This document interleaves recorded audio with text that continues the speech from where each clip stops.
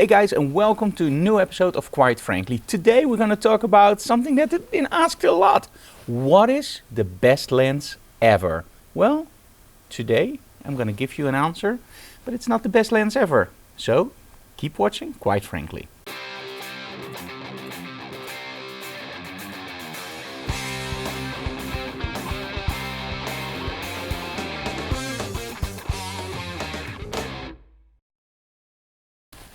Okay, so what is your favorite lens? Now, every photographer you ask will give you a totally different question, and it's about the same. Do you like blondes? Do you like redheads? Or do you like brunettes? Okay, everybody likes redheads, but you know what I mean, right? It's so incredibly personal. You never know which lens you're gonna love. Now, there are many photographers that say, hey guys, we have to use prime lenses because those are really sharp and those are really cool. And yeah, I agree. Prime lenses are absolutely awesome because they are incredibly fast. Often they are 1.2, 1.4, 1.8, so they're really fast. And a zoom lens is, well, like 2.8. But there's one thing that a lot of people forget. If you have a prime lens, you only have that prime lens. So if you have to zoom with your feet. But that's not actually true, because what does zooming do? Zooming actually changes your field of view. So let's say that this is a 24mm, then actually your field of view for a 70mm will be this. So it's not only moving around with your feet, you will get a totally different look because you change the distance between your lens, or your sensor in this case, and of course your subject towards the backdrop. So a 24mm will give you a totally different image than, for example, a 70. So which do I like? Well, in all honesty, on my camera, the 24-70 from Sony 2.8 G-master, yeah, it's a beautiful lens, it's razor sharp, it's really good, and it just gives me the looks that I want. I can go wide, and I can go a little bit more, well, closer to my subject. And I just like the rendering of it. Now, there's one lens, of course, next to that 24-70 that I can't live without, especially when traveling, and that's a more wide-angle lens. It's the 12-24. Now, up until now, I've been using this one. Now, this is the Sigma 12-24, and I still use it with a converter. I asked Sigma several times, hey guys, can I try the E-mount version? And I didn't get any yet for review, so I'm still using it with the A-mount converter. And overall, it's a really good lens. It focuses really good, but there's one main flaw with it. Look at this. This is the lens cap. See what I mean? And that happens all the time when walking around. Now, at this time, I gave it a little bit more power, but it happened a lot that when I was walking around and Anna Week was walking behind me, she actually said, Frank, you dropped your lens cap. And, well, this is more like a rounded lens, and it can really damage easily. So you really need that lens cap, and it just fell off. So that's one of the design faults, but overall, I just love that lens. It's an absolutely awesome lens. So when Sony approached me like, hey Frank, would you like testing the 12-24 that we just released in Norway? I was going like, yeah. And the first thing I tested was actually, how is the lens cap? Well, doesn't fall off. And you know why? Because it's actually clicked. So it comes off really easily. You put it on and it clicks. So now it doesn't fall off. And this is... It's so stupid, you know, the lens cap, but it's a major point for me. This is a lens that's a 12-24 G-master, so you know it's great. It's an f4 constant. Now, the Sigma is actually, let me see that I don't make any mistakes on video. It's actually a 4.5 to 5.6, so this lens is a lot slower. It's 4.5, which is pretty similar to an f4, it's half a stop of difference, but it goes to 5.6. And this is a constant f4. Now the cool thing is, put them next to each other. Now take away the converter and they're about similar in size. The Sigma, however, is a little bit more heavier and the Sony is a little bit lighter.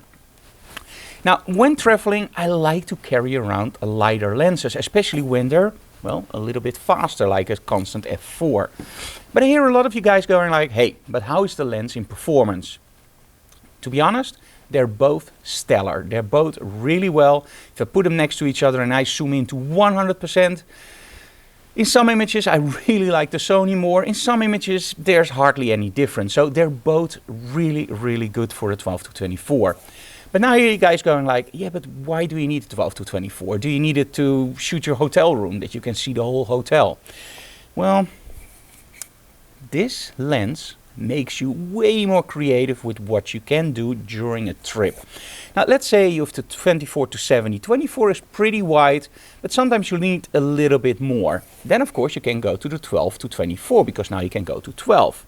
But it will only show you more. The cool thing about wide angles is that if you stand really close to your subject, you get this really almost surreal look. And that's something that I love about these lenses. If I would give you guys an advice for just travel photography to go a little bit wider, I would probably say buy a 24 to 70 and just step a little bit back. Unless of course there's, well, a big drop, don't step back. That's, by the way, a good tip if you do travel photography. Always look behind you when you walk back, especially when you're on a mountain. Saves you a lot of trouble. So anyway, so if you only want to go wider, these lenses aren't cheap. So I wouldn't just buy it to go wider. I would advise you guys to really dive into that creativity. I'm going to show you some images now that we actually shot with a 12 to 24 and also some images from Norway that we shot with the Sony 12 to 24. Now, I'm not into pixel peeping, guys. Just trust me, they're both razor sharp. They're both really good. If I have to give the edge, without any doubt, if you're on a Sony system, get the Sony for the very simple reason. And it can be the converter. Again, I never tested this one without a converter, but this one is way slower in focusing than the Sony. The Sony is really snappy. It immediately focuses. The tracking is much better, but again, that can be the converter. So don't just go blind on that. But most of all, it's a constant f4 and it's a slightly lighter lens, so that really gives all the credits to Sony, and again that lens cap. Okay, so let's go to some of the images. I'm gonna first show you some images that we shot in Norway, so you can see how it opens up the landscapes, and after that I'm also gonna show you some images that we did with models to really get that creative look.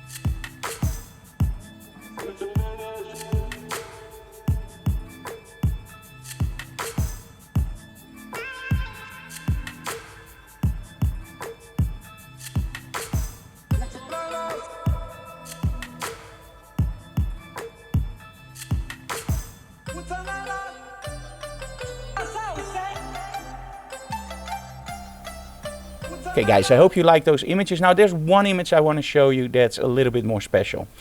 Now, I'm normally a photographer that just shoots his images. But during this trip in Norway, we actually tried something else. And that was a multi-image stitch. Sounds interesting? Well, it isn't really. So what I did is handheld, and we were on top of this, well, mountain, and we looked down to 3 waterfalls. It was absolutely amazing. You should have been there. No image can capture that. Now, I'm a little bit afraid of heights, but I was still, as long as I have my camera in front of me, I'm not that scared. And what I thought was, you know what, the 12 to 24 gives me this beautiful wide look. But how about if we just squeeze in a little bit more resolution? And I started shooting 3 down, 3 down, 3 down, so 9 images. I stitched them together, and the cool thing is, what I didn't realize at that point, I did it before on the 24 to 70, is that of course a 12 mil gives you a more like a curvature in your image. The final image looked absolutely stunning and very creatively. So that's another way I'm going to use this lens a lot more for those multi-stitches when you look down a mountain. Not that I'm in a mountain every day, I am Dutch, but you know, when we're on a trip, it can give you really, really creative looks. Okay guys, in conclusion, do you need a 12 to 24?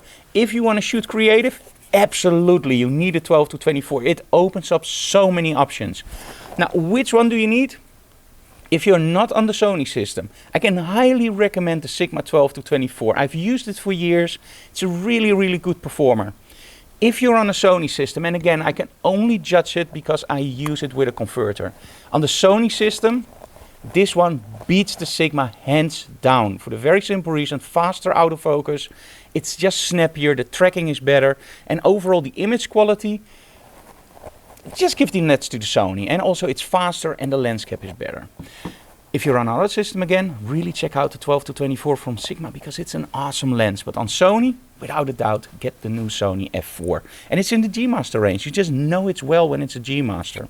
Hey guys, I'm Frank Dorff. Thank you so very much for watching. If you like what we do, subscribe to our channel, leave comments below, and of course smash that like button because we really like that. But most of all, tell other people about our channel so we can grow. See you again next time.